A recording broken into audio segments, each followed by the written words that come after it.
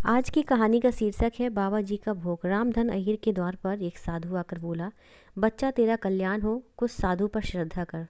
रामधन ने जाकर स्त्री से कहा, साधु द्वार पर आए हैं, उन्हें कुछ दे दे। स्त्री बर्तन मांज रही थी और इस घोर चिंता में मग्न थी कि आज भोजन में क्या बनेगा। घर में अनाज का एक दाना भी ना था। चैत का महीना था, किंतु यहाँ दोपहर ही को अंधकार छा गया था।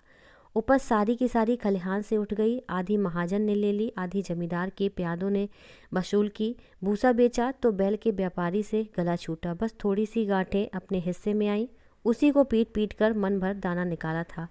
किसी तरह चैत का महीना पार हुआ। अब आगे क्या होगा, क्या बैल खाएंगे, क्या घर के प्राणी खाएंगे, यह ईश्वर ही जाने।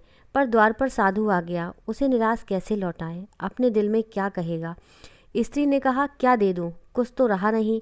रामधन, जा देख तो मटके में कुछ आटा वाटा मिल जाए तो ले आ। स्त्री ने कहा, मटके झाड़ पोंछ कर तो कल ही चूल्हा जला था, क्या उनमें बरकत होगी। रामधन, तो मुझसे तो यह ना कहा जाएगा कि बाबा घर में कुछ नहीं है, किसी के घर में मांग ला।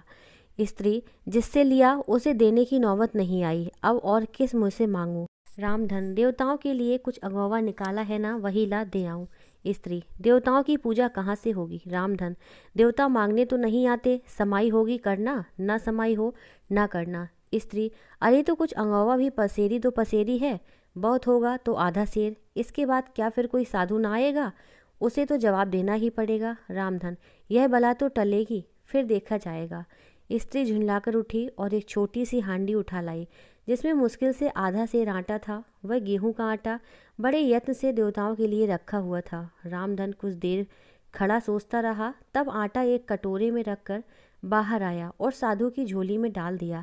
महात्मा ने आटा लेकर कहा, बच्चा, अब तो साधु आज यही रमेंगे, कुछ थोड़ी सी दाल दे दे तो साधु का भोग लग जाए। रामधन फिर आकर स्त्री से कहा, संयोग से दाल घर में थी। रामधन ने दाल, नमक, उपले जुटा दिए, फिर कुएं से पानी खींच लाया।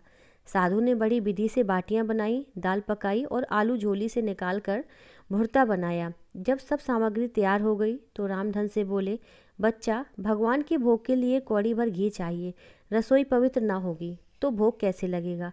रामधन, बाबा जी, घी तो घर में ना होगा। साधु, बच्चा, भगवान का दिया सब कुछ है तेरे पास, ऐसी बातें ना कह।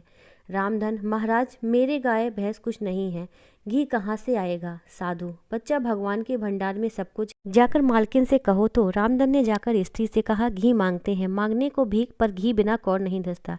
स्त्री, तो इसी दाल में से थोड़ी लेकर बनिए कि यहाँ से ला दो। जब सब किया है तो इतने के लिए उन्हें क्यों नाराज करते हो। घी आ गया। साधु जी ने ठाकुर जी की पिंडी निकाली, घंटी बजाई और भोग लगाने बैठे। खूब तन कर खाया, फिर पेट पर हाथ फेरते हुए द्वार पर लेट गए।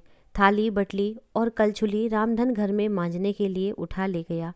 उस रात रामधन के घर चूल्हा नहीं जला, खाली दाल पकाकर ही पी ली। रामधन लेटा तो सोच रहा था, मुझसे तो यही अच्छे।